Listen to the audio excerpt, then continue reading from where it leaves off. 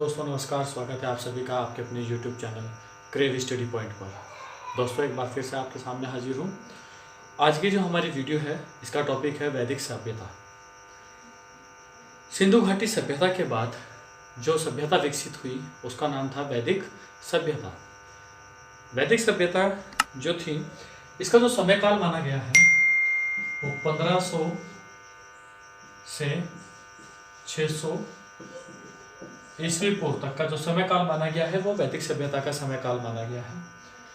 वैदिक सभ्यता का जो विकास हुआ या वैदिक सभ्यता जो विकसित की गई वो आर्यों के द्वारा विकसित की गई। वैदिक सभ्यता को भी हम दो पार्टों में विभाजित करते हैं। पहला पार्ट है इसका ऋग वैदिक काल और ऋग वैदिक सभ्यता, जिसका समय काल है 1500 से 1000 ईस्वी पूर्व। और दूसरी है उत्तर वैदिक काल, इसका समय काल है 1000 ईस्वी पूर्व से 600 ईस्वी पूर्व। कि वैदिक जो सभ्यता की हमें जानकारी प्राप्त होती है वो कहाँ से प्राप्त होती है? वेदों से प्राप्त होती है। ऋग वैदिक काल में ऋग वैदिक काल से हमें ऋग वैदिक काल की जानकारी प्राप्त होती है, जबकि उत्तर वैदिक काल की जो जानकारी प्राप्त होती है वो अथर्ववेद, सामवेद और यजुर्वेद से हमें प्राप्त होती है। वैदिक काल में ही इन चारों वेदों का निर्माण हुआ। क्वेश्चन बनता है सर्वप्रथम आर्य कहाँ आकर बसे? तो दोस्तों सर्वप्रथम जो आर्य बसे वो पंजाब व अफगानिस्तान में, पंजाब व अफगानिस्तान में। तो आर्यों द्वारा निर्मित जो सभ्यता थी वो कौन सी सभ्यता थी? वैदिक सभ्यता। यानी कि वैदिक सभ्यता जो निर्मित की गई वो किसके द्वारा की गई? आर्यों के द्वारा।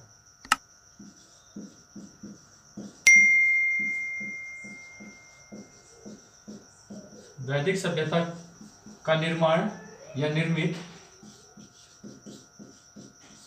किसने किया? आर्यों ने। तो क्वेश्चन बनता है कि आर्यों द्वारा निर्मित सभ्यता का नाम क्या है, या वो कौन सी सभ्यता है जो आर्यों द्वारा निर्मित की गई है? तो उसका नाम होगा वैदिक सभ्यता।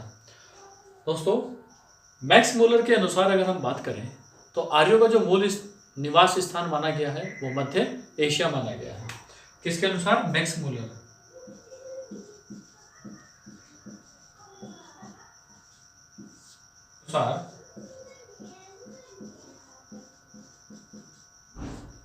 आर्यों का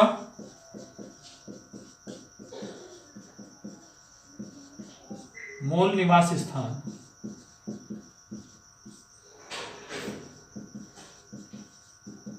कहां पर है? मध्य एशिया। दोस्तों आर्यों के द्वारा विकसित सभ्यता कैसी सभ्यता थी? ये ग्रामीण सभ्यता थी। कैसी सभ्यता थी? ये एक ग्रामीण सभ्यता थी, तथा इस सभ्यता की जो लैंग्वेज थी, इस सभ्यता की जो भाषा थी वो कौन सी भाषा थी? संस्कृत भाषा। ये ग्रामीण सभ्यता थी। आर्यों के द्वारा विकसित सभ्यता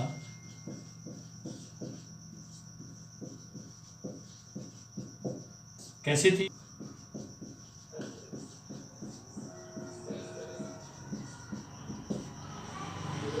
आर्यों के द्वारा विकसित सभ्यता ग्रामीण सभ्यता, आर्यों के द्वारा निर्मित सभ्यता वैदिक सभ्यता, और आर्यों के द्वारा विकसित सभ्यता ग्रामीण सभ्यता। दोस्तों ये पॉइंट बहुत ज़्यादा इंपॉर्टेंट है। बहुत से स्टूडेंट क्वेश्चन को ध्यान से नहीं पढ़ते हैं और वो सबसे ज़्यादा कंफ्यूज किस में हो जाते हैं कि आर्यों के द्वारा विकसित सभ्यता या आर्यों के द्वारा निर्मित सभ्यता। आर्यों के द्वारा निर्मित सभ्यता वैदिक सभ्यता और आर्यों के द्वारा विकसित सभ्यता ग्रामीण सभ्यता। और इस सभ्यता की लैंग्वेज क्या थी? इस सभ्यता की भाषा क्या थी? इस सभ्यता की भाषा थी संस्कृत। इसकी भाषा कौन सी थी? संस्कृत। तो दोस्तों क्वेश्चन हमेशा पूछा जाता है कि आर्यों के द्वारा विकसित सभ्यता और आर्यों के द्वारा निर्मित सभ्यता, इसको आपको बहुत ध्यान से पढ़ के जाना है।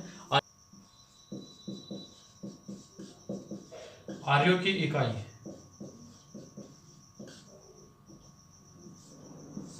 कितने भागों में विभाजित थी ये? 5 भागों में।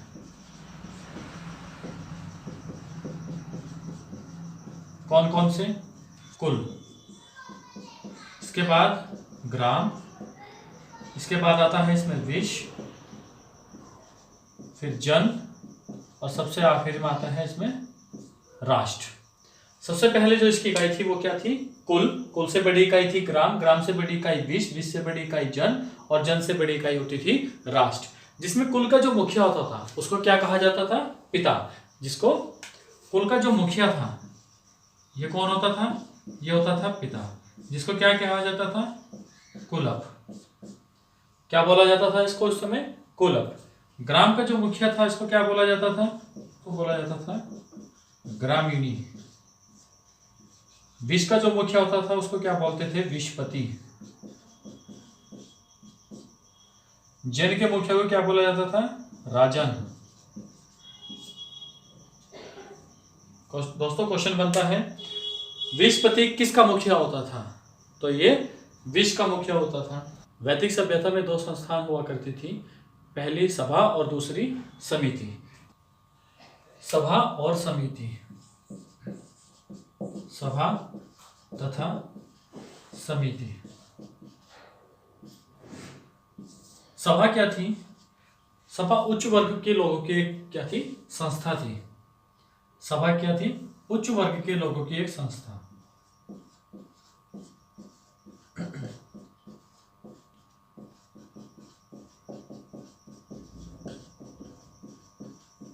इसका क्या काम होता था?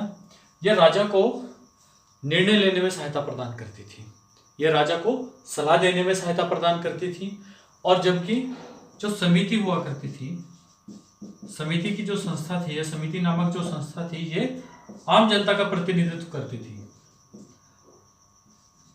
आम जनता का प्रतिनिधित्व।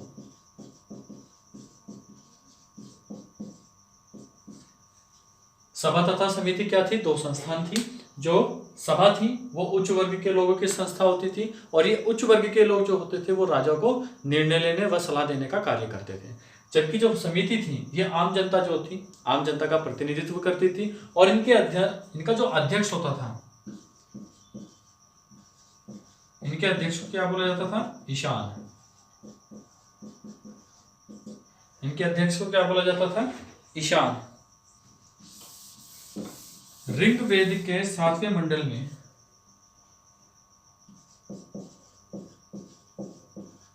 ऋग्वेद के 7वें मंडल 10 राज्य युद्ध का उल्लेख मिलता है। किसमें? ऋग्वेद के 7वें मंडल में किसका उल्लेख मिलता है? 10 राज्य युद्ध का। ये 10 राज्य युद्ध कहाँ किया गया? रावी नदी तट पर।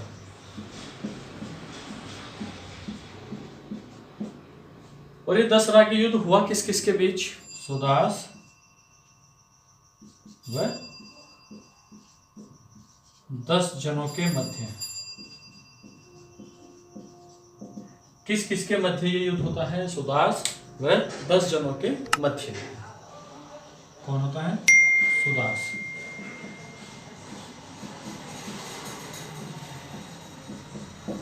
इसमें सुदास क्या होता है? विजयी हो जाता है। इसके बाद क्या था? पितृ प्रधान समाज या पितृ सत्तात्मक।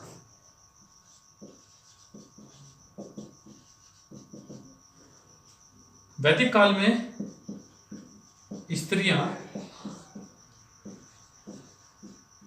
यज्ञ में भाग ले सकती थी।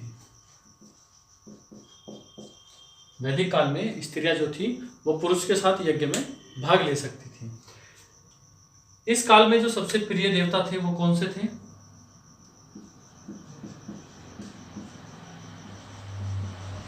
आर्य काल के प्रिय देवता या सर्वाधिक लोकप्रिय देवता वो थे इंद्र। कौन थे? वैदिक या आर्य काल के जो देवता थे वो कौन थे? इंद्र थे। या सर्वाधिक लोकप्रिय जो पशु था वो था घोड़ा। तथा प्रिय पशु कौन था? घोड़ा। तो आर्य जो समाज था वो कैसा था? पितृ प्रधान समाज था। स्त्रियां यज्ञ में भाग ले सकती थी।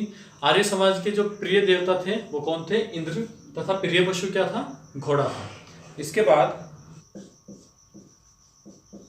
आर्यों द्वारा किसकी खोज की गई? लोहे की, जिसको क्या बोला जाता था? श्याम अयस। वैदिक सभ्यता में मनुष्य तथा देवताओं के बीच मध्यस्थता निभाने वाले देवता कौन थे? अग्निदेव। मनुष्य व देवता के बीच मध्यस्थता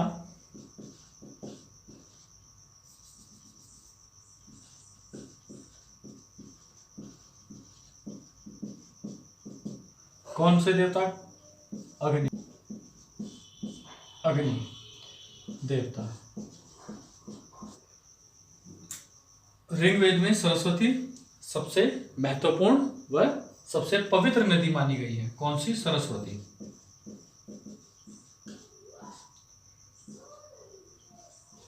सबसे महत्वपूर्ण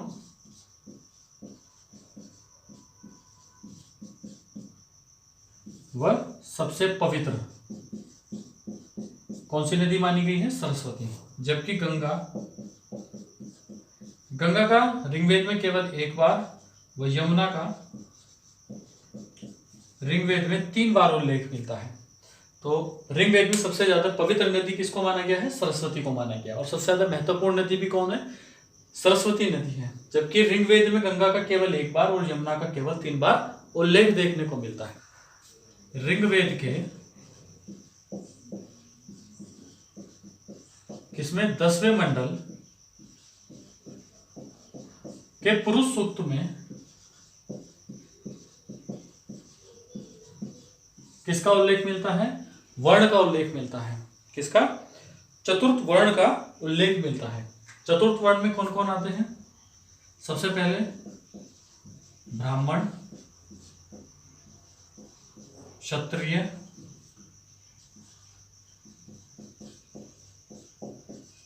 वैश्य और शूद्र।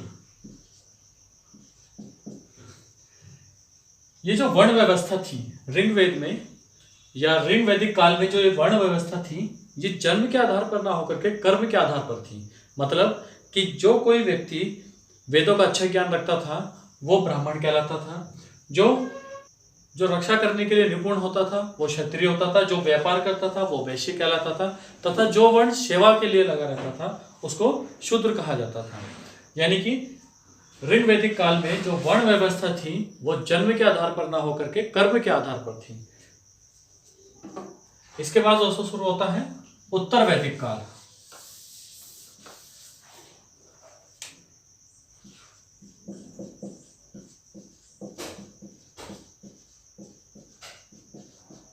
जिसका समय 1000 से 600 ईसा पूर्व क्या माना गया है? 1000 से 600 ईसा पूर्व। ऋग्वैदिक काल के जो सर्वाधिक प्रिय देवता थे वो इंद्रदेव थे। जबकि उत्तर काल के जो सर्वाधिक प्रिय देवता थे वो कौन थे? प्रजापति। सर्वाधिक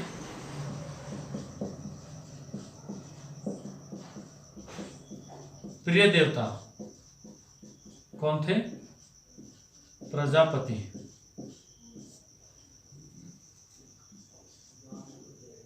उत्तर वैदिक काल में वर्ण व्यवस्था वो कर्म के आधार पर ना होकर के किस आधार पर थी? जन्म के आधार पर। जन्म के आधार पर। यानी कि ऋग्वैदिक काल में क्या था कि जो वेदों का अच्छा ज्ञान रखता था वो ब्राह्मण कहलाता था। यानी कि एक परिवार में ये चारों वर्ण भी देखने को मिलते थे उत्तर ऋग्वैदिक काल में। जबकि उत्तर वैदिक काल में क्या हो गया कि जो ब्राह्मण था उसका जो पुत्र होता था या पुत्री जो होती थी उन सबको किस में रखा गया? ब्राह्मण में ही रखा गया। जिसको किस में रखा? और ये वर्ण व्यवस्था जन्म के आधार पर निर्धारित की गई।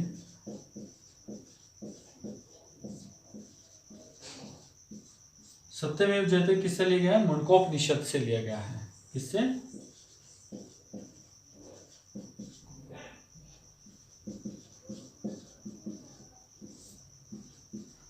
सत्यमेव जयते कहां से लिया गया है? मुंडकोपनिषद से। बाद उत्तर वैदिक काल में सर्वप्रथम जो पक्की ईंटों का उपयोग किया गया वो कहां पर किया गया? कौशाम्बी में। सर्वप्रथम पक्की ईंटों का प्रयोग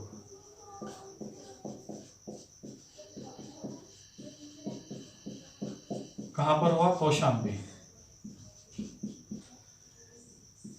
और उत्तर वैदिक काल में ही तो महाकाव्यों की रचना हुई। तो महाकाव्य कौन कौन से थे? महाभारत व रामायण, जिसमें विश्व का सबसे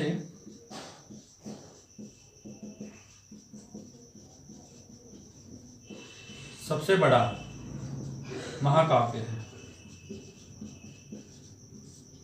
विश्व का सबसे बड़ा महाकाव्य कौन सा है? महाभारत है। तथा महाभारत का पुराना नाम जय संहिता।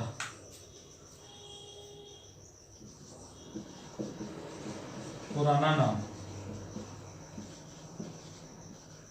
जय संहिता। वैदिक सभ्यता का जो समय काल माना गया है वो 1500 से लेकर के 600 ईस्वी पूर्व तक माना गया है, जिसमें ऋग वैदिक काल का जो समय है वो 1500 से लेकर के 1000 ईस्वी पूर्व है, जबकि उत्तर वैदिक काल का जो समय रखा गया है वो 1000 से 600 ईस्वी पूर्व रखा गया है। तो दोस्तों ये था आज का हमारा वैदिक सभ्यता। दोस्तों आपको ये वीडियो कैसी लगी कमेंट करके जरूर बताना।